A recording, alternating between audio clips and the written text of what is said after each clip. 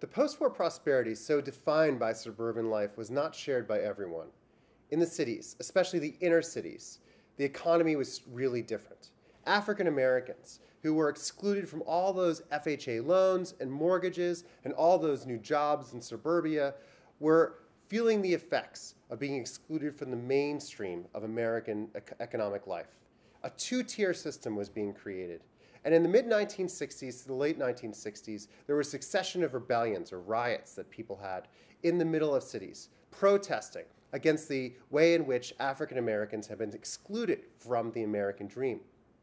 The congressional response to these riots was manifold, but in simply put terms, there was a decision whether or not to promote economic development in terms of businesses and jobs in the cities, or, on the other hand, to promote access to credit that had been denied since the 1930s with the racist FHA laws.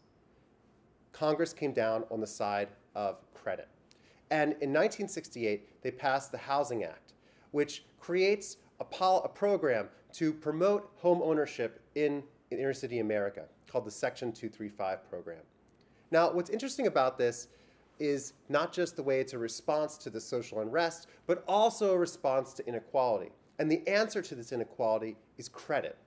To provide capital for this program, Congress looked back to the 1920s, to a financial instrument that had long fallen out of favor and indeed been regulated out of existence, the mortgage bond, now known as the mortgage-backed security, a way to sell groups of mortgages in a bond form on capital markets, something that had directly led to the Great Depression in the form of the crisis of the mortgage markets, as we talked about before. Now, they did this because it was a way to get private capital invested in the inner city.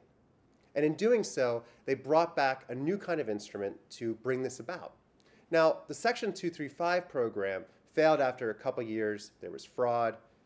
African American homeowners were left holding the bag for all kinds of shoddy housing. But the mortgage-backed security lived on. And by the mid-1970s, this is now a way in which a huge volume of credit is being provided, not for poor inner-city African Americans, but now for middle-class Americans all over. The securitized mortgages, first in federally insured mortgages and then through Freddie Mac in all kinds of mortgages, created a period of extremely cheap home borrowing. So it allowed home prices to begin to rise in the 1970s, accelerating in the 80s and 90s. Now, what's interesting about this period is that while it is a period of rising asset value, not only in houses, but in the 1980s in stocks, it's a period of extreme wage stagnation. While during the post-war period, the median male wage had risen about 50%, since 1969, the median male wage has basically gone nowhere. There's been no wage increase in America for 40 years for people in the middle. Now, during the 70s and 80s, there was a continued rise in household income, especially because more and more American women were entering the workforce. But after the 1990s, this had basically stabilized, and there was nowhere else to go, especially as the American family began to look less like a nuclear family of the post-war and more like it is today. This overall stagnation was masked for decades by the rising value of homes and other kinds of assets. This masking was made possible by new forms of credit, which filled that difference between the rising expectations and the reality of stagnating wages. Visa and MasterCard became ever more widespread in American society. But even through the 1980s, it was very difficult for people of the working class or poor to get access to credit cards. They still had a shine of being something that was for the elite. This all changes beginning in 1986. In 1986, Congress passes a tax reform act that eliminates the interest rate deduction for all forms of consumer credit except for mortgages. This means that Americans begin to look at their homes as the only place where they can borrow money and write it off their taxes.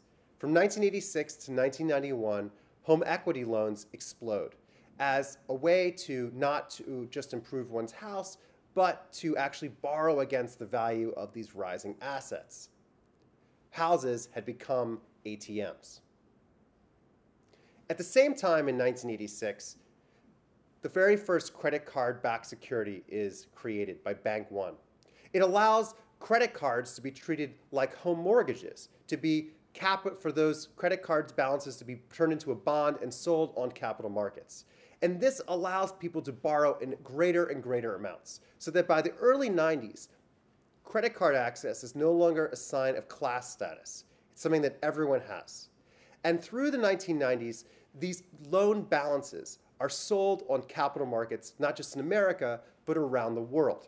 Securitization makes possible a massive expansion of consumer debt in the 1990s. And it seems like Americans are able to pay this back. Now, it's not from their wages, it's from their houses. So that as house prices rise, people borrow against them to pay back their credit card debts, making it seem like Americans are in fact very solvent, when in fact their entire economic stability is based upon the rising prices of houses. All of this comes to a head in 2008.